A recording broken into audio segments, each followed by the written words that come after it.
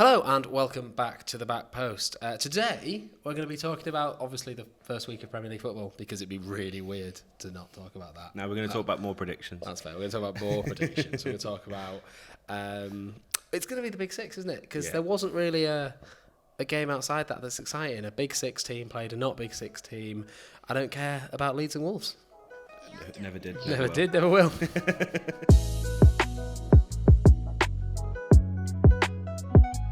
So obviously the weekend started. We'll start off where the weekend started, Jay, which was Arsenal. Yep.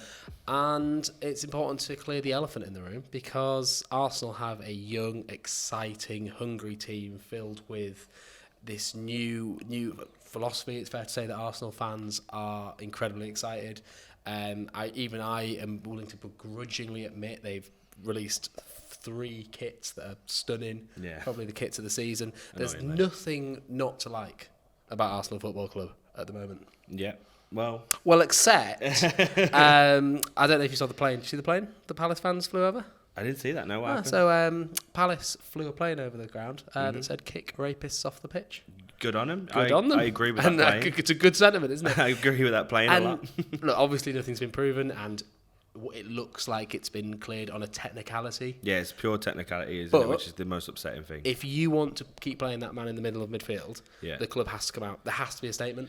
Yeah, that's the worst part. Also, like Arsenal are going on like this didn't happen and that nothing's happened. They're just carrying on and starting him like weeks after all those came out on Twitter. The girl came out on Twitter and they're starting this guy and nothing's being said. That's just not right. Silence is deafening. Exactly that. Silence is definite. And I genuinely, I've not. And the one thing that does concern me is, football's so difficult. And I'm not just digging you out here. Chelsea have problem areas in left back. Obviously, Tottenham have had the Basuma thing. A little different because he's been legally cleared of it. I feel like that's genuinely important. Maybe someone will go in the comments and say, no, you're biased. But legally cleared to technically cleared is... But, you bring up Alonso, Chelsea. I do not back the guy. I don't want him at my club. Get the fuck away. And he's gone great. I've wanted that for the last couple of years, ever since I found out. Because I didn't know when we signed him, actually. But it feels like, and not every Arsenal fan, of course, but it feels like Arsenal, the club, and the fans are just ignoring this. Under the carpet, isn't it? And that's the problem here. And I think this is a weird way to start a podcast, but it just something needs to be said, and it's we can't not say it. And I think that's what the point here. People need to talk about this and not ignore it, and just talk about the football. Yeah, that's why we're starting like this, isn't it? Yeah. Should we talk about the football? But to talk about the football, Arsenal played really well. I did put a tweet out that sort of said that they played really well, but there was a header, I believe it was from Edouard, that got saved by Ramsdale, that could have made it 1-1. And even though I will admit this Arsenal team looks really, really good, it's not at the stage where it scares me yet. I think there are going to be periods in this season where they will struggle, even though... Ben White got a bit. He handled it Zaha, so he did well. But Gabriel looks mint. Yes, I'll admit Saliba looks mint. But there are stumbling blocks for this Arsenal team that come with the same inexperience that cost them the Champions League last season. I said this in my predictions pod, the last episode. Arsenal are on the right path, but Arsenal fans seem to be reacting like they're there. They're at the end of the journey. Don't get me wrong. Last season they started the Premier League off. They lost to Brentford. This year they've started the Premier League off and they didn't lose to Palace, a better team than Brentford. It's a step in the right direction, but I think where all the frustration comes from, especially us, and we're Chelsea, Tottenham, there is obviously biasness there. But frustration? They need to calm down. They just need to calm down. We're top of the league. There's no frustration for us. Yeah, but it's not like you say. It's not scary, but it's kind of scary for me a little bit because I think Chelsea, Arsenal, and United are probably the teams battling it for top 4 this year. I said that in my prediction. So it is kind of scary for us that they are looking so strong straight away. But with a little depth in there as well, which is key. But anyway, I don't want to talk about Arsenal anymore. Fuck them. So should we move on to Liverpool? Because another team that kind of... I don't have much to say about this. I think what's important to remember is City lost their opening game last season and they won the title. Liverpool got a point from their opening game this season when I think if the final whistle went at 70 minutes, Fulham fully deserved the win. Fully. But I think the point here is that Nunes has come on and actually saved them a point. Fluked it. You think? He was good. He was good. I'm not having though. a go, but he flicked it. Yeah. You see, he kept trying that little flick. That's like him, and though. it's impressive. But that's like him, though. I think he's that kind of look striker. No, he will be fine. He'll be fine, and he's obviously class, but that won't happen every week. It fell to him. But he made it fall to him. Yeah, fair enough. And I think that kind of player is something they haven't had. So, and it dug them out of maybe a hole they might not have got out. It's a game that Reece James would have enjoyed. It would have, because Trent did not cover himself in glory. Neither did Van Dijk, actually. Which, if those two don't perform, will cost Liverpool the title because you need Van Dijk. If Konate's out, especially, you need Van Dijk. The amount of people I've had, I can't even remember where this came from. Where was I? I was somewhere. Oh, I was at the bar, and a customer was there, like, who's over at Liverpool fan. Yeah. I'm a Liverpool fan. I've had a shit day. All right, cool. Tell you who's fucking overrated. Van Dijk. And I'm looking at him like, okay, Mr. Liverpool fan. He's there like, I'll tell you the best centre back in the league is Matip. I'd take. Sorry. And he's good. But no. No. Very wild. You know what? I don't know when you're out in the wild and you hear football fans say the most bizarre shit. It baffles me because I know me and you we're obsessed with football. That's why we're doing this. That's why we do everything in life. We're obsessed with football, and then you hear people that might not be as obsessed and say something wild like that, and you're there like your brain doesn't compute it. You're a bit like. What? You try not to be like a snob because obviously exactly. Your opinion's not right. My opinion's not automatically right, but to say Van Dijk, people lick Van Dijk's arse and it's ridiculous is a weird take. Yeah, it's a very strange The man's take. won you a title. The man's won you. When he was out, you were shit. It's wild. But Liverpool stalled on the first day, and that's exciting. But Fulham came with a lot of Mitra. A lot of pizzazz, a lot of excitement. He's halfway to his goal tally. Last time he was in the Prem. He'll be, he's a fantasy shout, isn't he? Who knows if he'll continue? But Fulham look better. I don't think Fulham will go down. I think there's some promoted teams that will. I don't think Fulham's one of them for once. Are you talking about Jesse Lingard's Tricky Blues? Blues? No, Tricky Trees. I am talking about Jesse Lingard's Tricky Trees. So let's move on to Tottenham, shall we? Mm-hmm. Top of the league. Top of the league. No, it was good. It was good. I was in charge of updating Ross. Ross was at a wedding, so I had to update him on what was happening. And obviously, I started off by saying, "Oh no, we've been ward-proused," which is, happens to the best of teams, happens to the worst of teams. But in hindsight, now I'm really glad that Tottenham did go behind because that's always the first time you go behind in a season is always like, "Oh, here we go," and to not just come back. But to come back in the way we did was delightful. It just shows the mentality from the start. You can concede quite a good goal, to be fair. Yeah, I mean... And still win 4-1. 4 goals, not even a 2-1, 4-1. I mean, so the first goal was obviously two unexpected goal scorers. Sessegnon, I think, could have easily had a hat-trick. I think he played phenomenally, made a fool of every single person with Perisic in their fantasy team. And, it's really good that Perisic has come in, competed for this spot. Sessegnon's absolutely risen to it. In my opinion, could have got a hat-trick. Eric Dyer then scored his first... he scored, I think, in a friendly, but he scored his first league goal in 3 years. That's crazy. From a little dinky little header. Emerson Royale tried a bicycle kick, and if that had gone in, give us the title now, because all things would have happened. Yeah, if he scored that, just hand it over. But I think, you were saying before, Kulusevski... I do this every time. Kulusevski. Yeah, we get shouted at that. Yeah, it's exhausting to remember.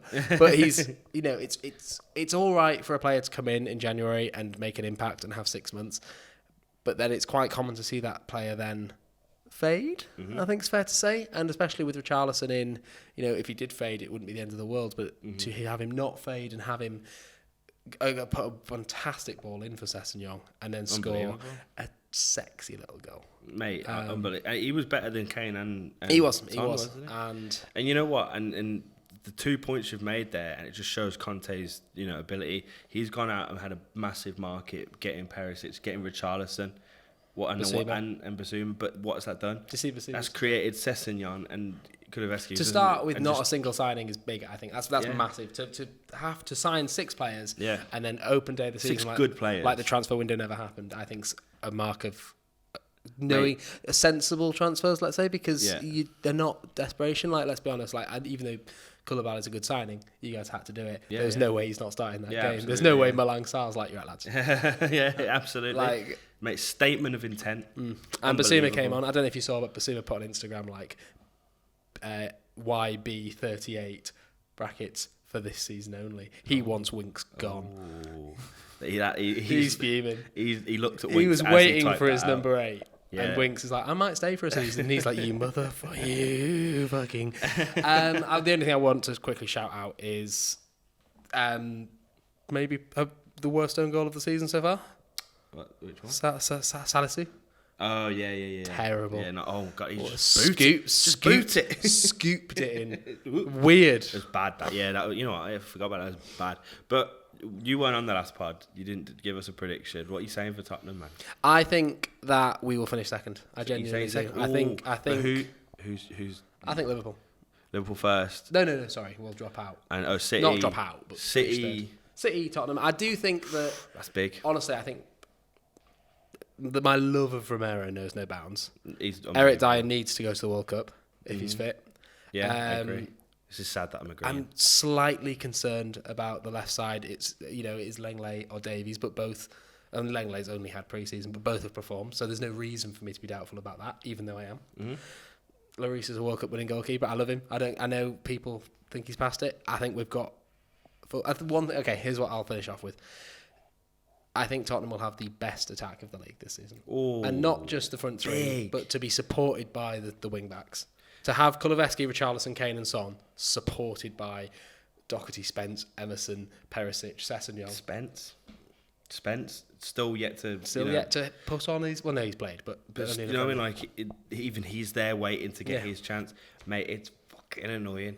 I said in my prediction video that, you're going to be the team that pushes. But is that too much pressure for Tottenham? Probably. But it's not enough pressure for Conte. No, you're right. The only other thing I'd say as well is there's still rumours of a Zanolo, a Madison Zanolo would be big. to come into that. So And make the now midfield that even they've got better. Dybala, Roma. Yeah, So yeah. he No, needs to he go wants to leave as well, doesn't he? So I'm excited. Big times for I'm Tottenham. not expecting much because I'm Tottenham. Of course I'm not. But Do you want a trophy this year? no. No, I do not want a trophy this year. I'm all right, thank you. Yeah, fair. Um, Do you think you'll get one this year? I think we should. You should, yeah. And I think Will you be disappointed if you don't then? No, because I'm just so used to it. Yeah, that's fair.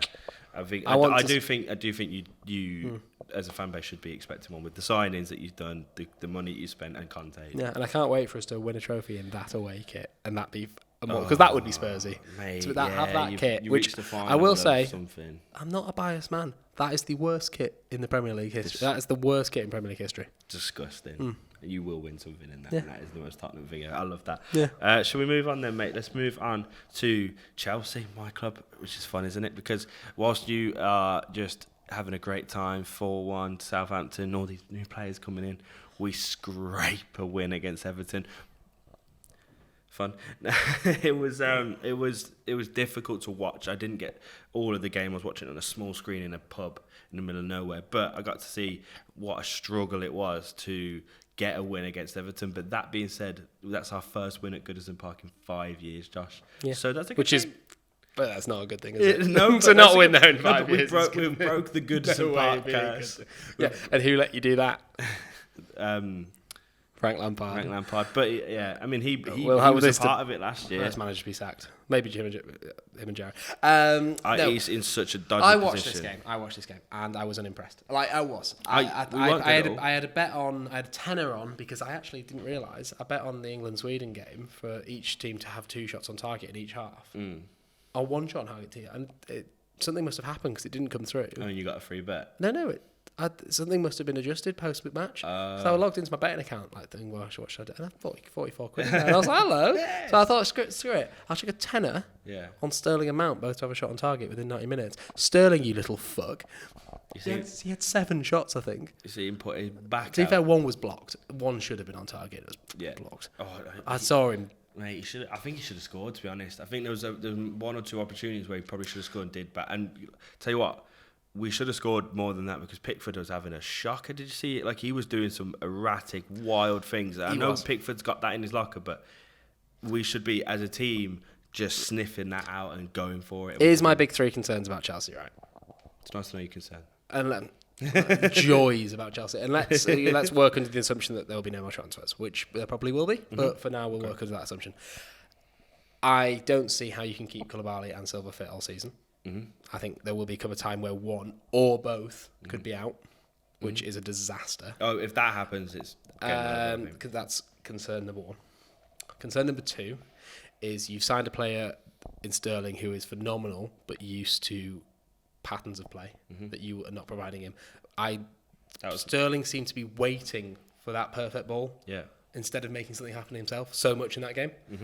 And again, when he did try to grab it, it was deeper than he's used to being at City, and Sterling doesn't, unless he's breaking, Sterling doesn't really shoot from deep. He's a finisher. Yeah. He misses a lot, but he's a finisher. And number three, maybe it's not fair because there are players to come back in, but there was a lot of players there that didn't really feel like Tuchel wanted there. When Gallagher came on, I didn't think, Tuchel wants to do that. When Brozier came on, I wasn't like, Brozier's here. Like it just felt like you were keeping hold of a lot of players out of desperation. I think the Gallagher thing was annoying because he gave him 2 minutes at the end, and that was a bit frustrating because we all know Gallagher's a brilliant player. Well, we had a poor second half of the season. I think a lot of people are giving him a lot of credit. He was brilliant, but he fell off. He did fall off, but I think that coincided with a bit of Palace falling off as well. But yeah, no, I don't know. I think we are keeping a bit of depth around because of that reason. But then again, I've actually just had a notification about 5 minutes ago. Werner's been agreed to go to Leipzig, so that's gone. So we need to keep a player like Brozier around. But what concerns, you've still got Ziyech and Pulisic, and it's just like what? And they didn't. But I think that shows if Brozier's coming on before any of them. Especially Ziyech. But Pulisic started, didn't he? No, he did come on. He didn't start. Oh, okay. The front three was Havertz, I saw him moaning. Havertz, Mount, and Sterling, which I think is what Tuchel sees our strongest front three. Which is mad that I just don't see how you can play Mount out wide. I know he performs there, but he's not his strongest position. I disagree because all of his playing career at Chelsea so far, he's at his best when he's Chelsea out won't win. Won't reach the heights they've reached in the past with Mount on the wing. It's not even. I think it's difficult because he's a winger that's cutting in loads and that then leaves so much space there. But that's where the wing backs are supposed to fill in. That's the system. He plays on the wing as a front three, but he's so much more tighter because you've got Reece James or Chilwell, whichever side he finds himself on. That's the point. So like you're right, he is more of a midfielder that sits more like in that kind of behind role, but he goes from there to there, and that's the system, and that's where he has thrived for Chelsea. We've put him in at like more of a number 10. He gets a bit lost. He does. Okay. But no, we actually got lucky that game. We got lucky. Everton probably should have scored. Maybe even got. Let's just like without just Everton is shit. Mate, Dwight McNeil is a mental signing. When you've already got Anthony Gordon playing striker, and for some reason like Sky Sports put Dwight McNeil's underwhelming debut comes to an end. Speaking of underwhelming, here comes Dele Alli. That was their actual written match log. Yeah. I mean, and this would be my, I think, final point. Shows the difference between us two as teams at the minute because you were playing Southampton, a team not many people have high hopes for. I do actually, but not many people do, and you slapped them up 4-1. Yeah. Everton, who have less hopes than Southampton, are really in a shit place. We scraped 1-0, and it's only because they fouled us. So that shows the difference between our two teams at the moment. It is worrying times for Chelsea. Cucurella's a good signing. Great signing. You've absolutely overpaid, ridiculously. Yeah, I don't think that... If you use him right as a left-sided centre-back that can invert and swap with Chilwell... and that's the plan. Is it, though? Because you've just put a £70 million bid in for Fana, which makes me think that's not the plan. I think it's the plan because... It's not like a backup plan, but I think this new boss, he has no experience in football. I think he's kind of covering his back. If we get Cucurella in, he can be that left-sided centre-back / wing-back when needed, rotating or whatever. And that's if we don't sign anyone anymore, that's how we can play. But if we do try and get Fofana, then he can be the left-sided centre-back and Cucurella can come in and be depth for him. I think it's a fantastic signing. I think and the fact that City tried 62 mil. 62 mil is a lot, but it's not my money. Every time. I think a new position's been created there. The Cucurella, the Zinchenko, the Cancelo. Managers are seeing, for some reason, specifically the left side of the pitch, and maybe that's because there's not a lot of left footers in football. But They're not just bombing on. And I think that's where Tottenham will play differently to the other teams in the league. Our wing-backs will just bomb, whereas Arsenal, Chelsea, City, Liverpool more to the Tottenham side of things, but these teams will be playing like a midfield left-back. And I think that's going to be a trend that will work or will crash and burn. Good. Number 7, Cancelo, though. We got very lucky. We'll move on to... Are you worried, just really quickly? You know what, in my prediction... Are you worried about the Champions League? In prediction, do you mean getting Champions League next year? In my prediction, I actually had us fourth. Okay. I think I think my reasoning was we lost Rudiger, which is horribly huge, but replaced him with Koulibaly, who's brilliant. He is, but he's 31. I know that's old, but he's brilliant. It's just what you can get away with one aging centre back. I'm not sure you can get away with 2 for the entire season. I think with now Azpilicueta staying, that's big. Your fans hate him. You don't. No, they don't. You don't. don't. No, you might see a few dickheads on Twitter hate him, but they don't hate him. He's been getting a lot Dave of stick, is our boy. He's been getting a lot of stick. Nah, man. He gets stick off Twitter. Twitter doesn't. I'm concerned at how many games you will start him at right back. He won't play many. He's like a backup now. We'll see. Because he's getting older, but we have a very experienced... He's getting older, but he's the same age as... Yeah, no. Silva and Koulibaly. Okay. He's way younger than Silva, but that's Silva. No, but I am worried. Yes, I am worried. But I do think we've got so much talent still. You got to think, our squad isn't like, all of a sudden we lost Rudiger and we lost Lukaku and everyone was like, that's squad shit. No, it's we didn't play Lukaku towards the end of the season. Here's a guarantee. Rudiger's gone. Big miss. Koulibaly's come in. I'm happy with that. We've got Cucurella, brilliant signing. Here's a guarantee.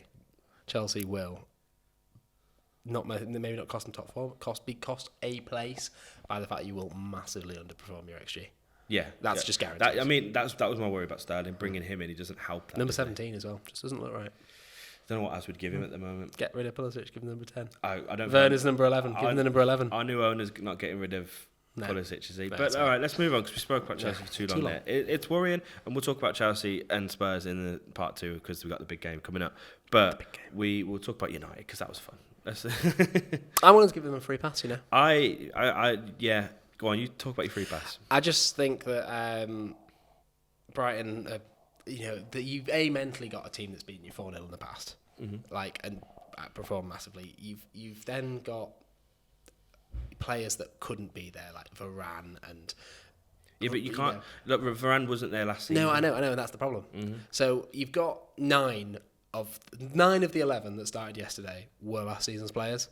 So maybe you just got to give them a bit more time. I thought United might scrape 4th, but after the opening weekend and being completely rash, I think Arsenal are more likely than them to do that now. Obviously, because why wouldn't they be after that performance? What does concern me is you see, maybe not concern me. Maybe it'll go well. I don't know. Do you know who they're going to play as striker? Do you know Ten Hag's pretty much confirmed it? Is it Martial? It's Eriksen. Oh yeah, like as a false 9. It's weird. And they played that, didn't they? In that game. I feel like Ten Hag, someone needs to slap Ten Hag and tell him he's not in the Eredivisie anymore. They do. So this is why I'm not willing to give him a free pass, because this is your first test, a big test. Brighton are a great team with a great manager, and I think that game showed how good Potter is as a manager. But this is his first test in the Premier League, and he's putting Eriksen up top. Like, I don't think he was the best player. By a country mile. I know, but you can't really. I don't think you can give him a pass there. No, that's fair. That's fair. And Arsenal first day of the season, big test against Palace, good team. Yeah, but they're 3 years in. No, I know, but they've got that done. And they spent 300 million. Exactly, but that's not to say this won't go right. I said in my predictions again, United need to be patient. They need to be patient, need to grow, and they need to get rid of a lot of shit as well. A lot of shit needs to leave that club before they can actually move forward. Arsenal had to do the same thing, but you still have to judge them here and now. And if they're a club that wants to get top 4, and such a big club like United, they can't be doing stuff like that. No, but it's like I said, it's game 1, and and that goes for every single team. That goes for Tottenham's Wonder Show. That goes for everything. But for me, the sooner Ten Hag does realise that Eriksen is twice the player Bruno Fernandes is, I don't care. Oh, Bruno pissed me off in that game as well. Shit. He's so shit. He's just rolling about on the floor. I remember when a few seasons ago when he first came in, he was electric and he was good. He was so overhyped. He's such a cunt, isn't he? Yeah, Martial was obviously injured. Rashford should have scored. Oh, Rashford. The Rashford thing is quite a heartbreaking thing. I know he's a United player and maybe it's not, but we all like Rashford as a geezer. What's going on with him, man? He should have scored yesterday. He should go. He needs to go. He needs to. But where does he go? He probably Everton spend 80 million on him, and nothing else changes because he's managed terribly there as well. I think as much as it's a meme, Arnautovic makes sense. Upsettingly, but then they reject the bid though. They did, but it's 8 million. I'm pretty sure United can afford 15. They can afford way more, but Like, I just think it screams Odion Ighalo. And that wasn't a disaster. Like he'll put the ball in the back of the net. That he finishes that Rashford chance. Is Cavani still? Or is he gone now? He's gone. He's in talks with Boca Juniors apparently, which is sexy, isn't it? Yeah, I like that. And also, they need to give up on De Jong. You guys don't need De Jong. De Jong just needs to stay and have his miserable little prison camp at Barcelona that he, for some reason, he's got Stockholm syndrome. He loves it. Would you rather be not paid and play for Barcelona or be paid and live in Manchester? Because you just don't want to live in Manchester. On the principle, I would leave it's Barcelona. Great here, on the principle, I'd You've be been like, Northern Quarter. It's lovely. It is lovely. De Jong, it's lovely here. But on principle, I'd leave Barcelona. I feel like it shows a bit of a lack of spine to be treated like that. Yeah, and absolutely. stay. I'd go to fucking Real Madrid. Because you look. I'd push through to Real Madrid. I'd be like, you know what? Yeah. Absolutely. And you know what? what? I feel like, if this would have happened 15, 20 years ago, that would have happened. A player would have gone, you know what, fuck, I'm going to make a big statement here. Real Madrid would have been like, it's all principle to not be paid. It's understandable. People can fall on hard times. It's the same. I've always had this same acknowledgement when it comes to a little cafe that I said, we can't afford to pay our staff more than minimum wage. You don't deserve a cafe then. Yeah. Well, you know what, Barcelona, you don't deserve Lewandowski You don't. if you can't afford to pay the players you already have. You don't. Even though you shouldn't be offering them fucking 400,000 a week anyway. It's not quite that. But I agree. anyway, United. Rabiot as well. Oh yeah, that was. Don't like that. No. Don't like that. No. You shipped a French midfielder with a bad attitude out. And you know what I need? A French midfielder with a bad attitude and a worse haircut. Somehow, a worse haircut. The one that plays below Pogba in France. Maybe I'm still bitter because he once said he wanted to play for a club more relevant than Tottenham. Tottenham are more relevant than you, Rabiot. And it always will be. Right. Idiot. United in the mud from the first moment, but like I said, first game of the season, it's difficult. And then final point, I guess, of the weekend before we wrap this part up is, of course, City, West Ham. Haaland got his 2 goals, annoyingly, because I did quite well in FPL this week and I didn't have Haaland, and then that game came around and I was like, please don't score. Bags 2, quite frustrating. It wins the pen as well, which is quite crucial. It doesn't just score it, wins it. He played well. A horrible kit. No, the white one, the yellow one. Yeah, just solid black stripes. Yeah, Fixes it. Any kit that has fade marks in it, I don't understand. Gradients never work on kits. But yeah, it's a terrible kit, and he played absolutely phenomenally, and I think he's going to be brilliant this season. It's to see Zuma, I think, was it Zuma and Ogbonna, or was it Zuma and Dawson? Whoever it was, Zuma and someone, because there was the cat chant about him, wasn't there? Yeah. To see that ball from De Bruyne, and then just those 2 centre-backs be like, oh my Jesus Christ. Shut up. They would have heard that. The one thing I would say is West Ham have done the rest of the league a favour now because you don't play high line against City. Because those 2 centre-backs, as soon as Haaland went, there was no... You know how in FIFA there's sprint speed and acceleration? Like, his sprint speed was 98 and his acceleration was just 1,000,000. He hit top speed immediately, and both centre-backs were like, holy shit. So if you shouldn't have played a high line against City last season, now you really should. Like, his movement through the lines is the way he opened his body up as well was phenomenal for that second goal. It's actually worrying. It was art. It is. And the way, you know what I loved as well? The ball settled and stayed in the net. And like on a low-driven shot like that, normally it bounces back out. Yeah. But, Mate, he's phenomenal. And I had my reserves about him, like Bundesliga attacks and that. Just seeing these 2 games, the Charity Shield and this, he's going to have a great The confidence he did it with was fantastic. And there's really not much else to say about City. And it's probably for the best that we stop this part because it's noisy out there. See you in part 2.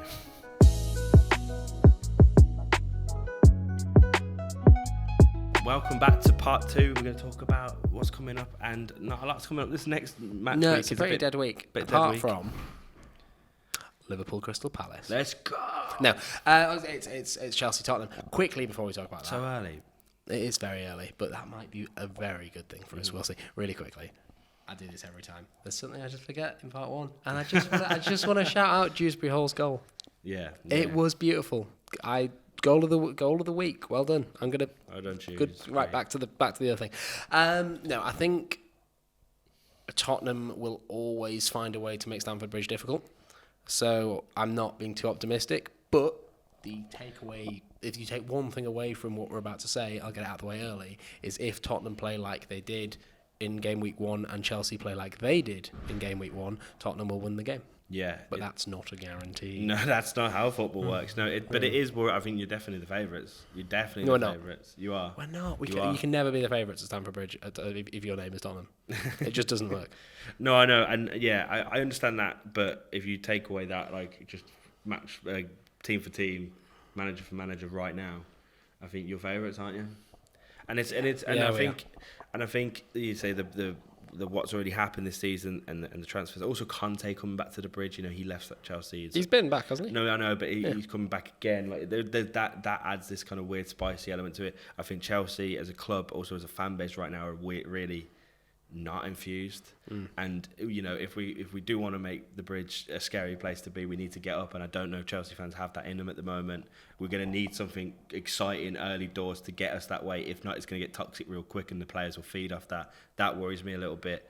And I just think I genuinely shit myself for this game. You'll be playing through at the back, will you? Yeah, we'll play. I reckon we'll play a very similar starting 11. So who started along with Koulibaly and Silva? Was it? It was. Chalobah? Sarr? I've completely blanked out. Who was it? Well, that's the only defenders you've got. Who else played there, Josh?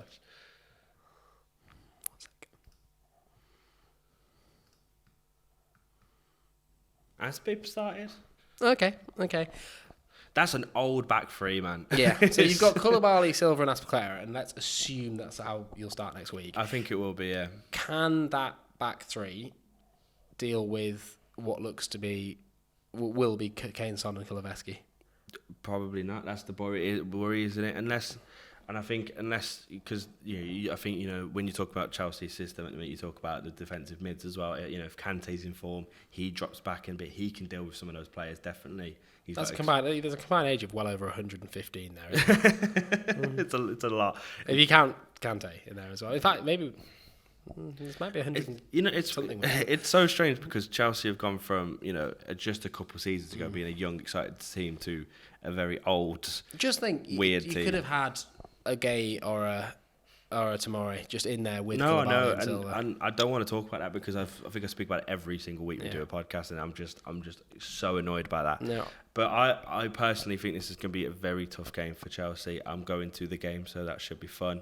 Spend a lot of money to get there, so I really hope you don't spank us. I can picture. Do you actually think that the whole Stamford Bridge thing is going to play a big part? It always does. Yeah, it always does.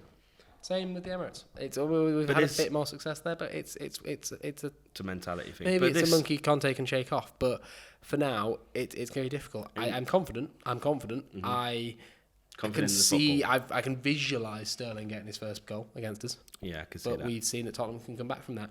Richarlison's back. Is he? But he won't start, will he? He won't start. But something we didn't mention is about 5 subs. Big this bigger season. For us, I'd say. Big, just big in general.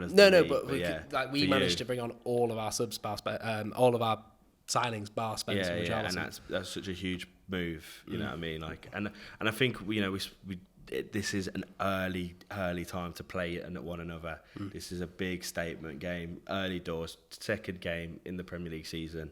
You know, can you get that gap straight off the bat, 3 points ahead of us right away? That's big. It doesn't matter if we do or don't. I know, but like, you know, I think when it comes to the top 4 race, it is always about the teams that you play in that top 4. And I think, us playing you at the minute, especially with the aspirations of you coming second, being solidified in the top 4 this season, not scrapping it. Yeah, this is a huge game. I think we are going into this season while playing quite well, and we will integrate new signings. And I don't think a single new signing will start again. But I think, like you said, 5 subs. We have the ability to bring Basuma on, who is a baller, and we have the ability to bring Richarlison on, and even Lucas, who will be a sub all season. It's exciting, and I'm excited, and I'm scared, and I might not be able to watch it because I might not have any TV with me. So I'll be there, and I might bring my little lav mic as well, and just get a bit of footage whilst I'm there for the pod as well. So look forward to that next week, if that's what you're looking forward to. Scroll, BJ? I hate that part. I hate that part. Listen, I'm never ever going to say on camera that you're going to beat us.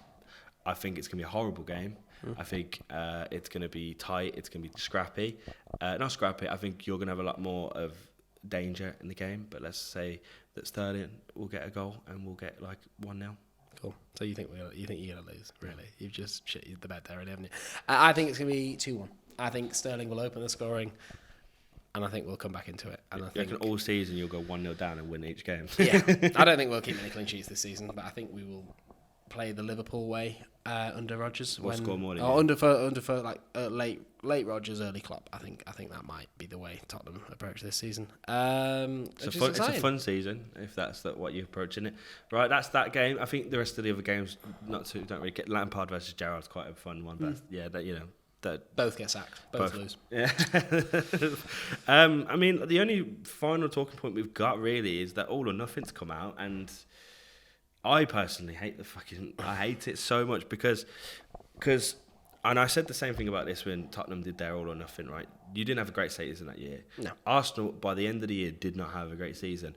But this documentary just talks them up so much. They lost the first game to Brentford, and it wasn't like this big depressing thing. It was like, it's just a little hurdle. And then all these memes coming out about, Arteta's weird talks, with his little heart and his friendship stuff. And that's ridiculous. I mean, it's the power of editing, isn't it? Like for the Tottenham one, and we'll not talk about this for long, but for the Tottenham one, Pochettino survived an episode. Yeah. And he survived about 33% of the season. Yeah, season. These All or Nothings, this is my problem with them. And like I think I watched the first episode. I think I didn't get to the end of it and realised what it's going to be, and I'm really annoyed about it. And I just think we're filmmakers, we're creatives. We'd love the opportunity to have all access to a football club.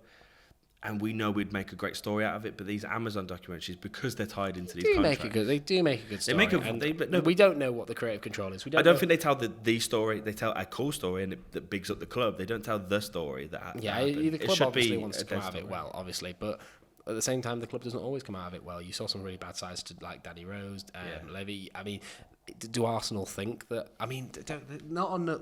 I think Tottenham are staying quite quiet about this. Tottenham fans, because the fact that we lost that North London derby 3-1, and I always forget it was 3-1. I keep thinking it's 3-0, but it was 3-1. Son did pull one back, to a man that drew a love heart and a brain and a little fan, and was like, "This is hard and this is passion." Maybe that's what. Maybe we're really overestimating football. No, I think there's so much winging it in football. Yeah. I mean, I haven't got to it yet because I'm only on episode 2 because I'm, believe it or not too desperate to get through this series. But I will watch it because I think what you have to remember is Arsenal fans are excited and Arsenal fans are happy. But I mean, we're staring at 7 actually, just here, and I'm sort of directing this at him, and they're excited, and that's fair enough. But they'll let the narrative. Arsenal fans will let this Amazon Prime documentary change the narrative. This is a team that spent the most money and were 5 points clear with 3 games left, and did not get into the Champions League. Revenue that they would have, Tottenham would not have signed Perisic if we hadn't got in the Championship. We'd have probably got Spence. I doubt we'd have got Basuma. I doubt we'd get Langley. Yeah, a lot of it rode on that Championship. And it wasn't a good season. It wasn't. I saw Robbie from our AFTV the other day, like on the overlap, saying, "Oh yeah, but we lost to Brighton, and then you lost to Brighton." And it's like, and Flav was like, "What?" Yeah, Flav's brilliant on those. He's just said, "What? What does that have anything?" We won. We beat you. You bottled it against Newcastle, and it's not about that. It's not about these little moments. Football's never about a game. It's about the season. That's what's so good about it. And you fucked up the season. Yeah, and that's what you need to remember as you watch this. And it's a bit like when there's a lot of this in the Premier League at the moment. It's a really interesting season for the importance of coaching, I feel, because obviously Gerrard lost his second. I can't remember his name, but Gerrard's lost his mastermind. I don't know if you know boy, and he's gone to actually be a manager. So it'll be interesting to see if Gerrard can cope without that. He didn't have a great end of the season. Terrible end of the season. I think it's fair to say that everyone knows that Alex Ferguson didn't go out on the pitch and be like, "This is the drill, this is what we're doing." He had an idea of how he wanted to play, and he left it to the McLarens and the other coaches how to implement that. So you don't have to be this tactical mastermind to be a good manager, and Arteta falls into that bracket. But there's a lot of Arsenal fans that think he is the man, He's the new Pep. and he doesn't scare me. No. So I think with Arteta, he's the perfect man for the job right now. But I feel like Arsenal fans think he's going to be the guy for the next 15 years to win them everything again and be the guy. Like, I don't think he's that guy. I think he's the guy that started up this new revolution for you, and that should be an achievement. And he's already got an FA Cup trophy. That's more than most managers can ever say. He can maybe get a few more trophies under his belt, and that's an incredible career as Arsenal manager. But he's not your next Pep, like they keep talking about. I think he is if he wins the 3 trophies.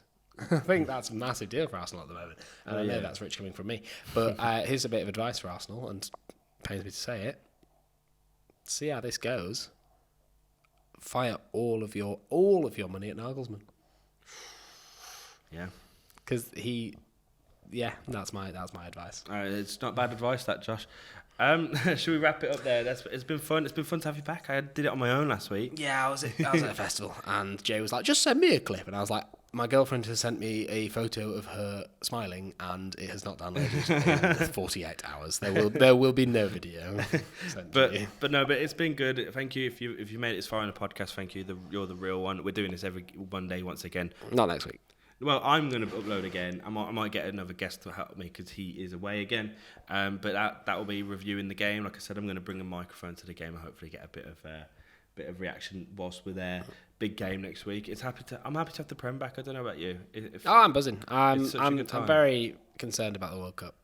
But the World Cup's going to ruin everything, isn't it? Because it's going to be like exciting for a bit, and then we lose, and then we have to go back to the season where we have to pick up where we left off. It's going to be weird, but we're going to be there whilst it's weird. So make sure you like. It's a big season for morals.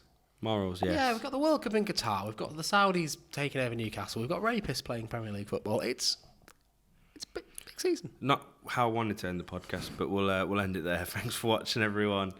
To learn some morals and tell your dad about the podcast. Tell your dad morals. About morals. Tell your dad he should tell you about morals, actually. Your dad. Ask your dad to teach you about morals. Yeah, and well, he should be doing that anyway. Unless your dad plays in centre midfield for Arsenal. Yeah, please don't listen to him. Don't listen to him about morals.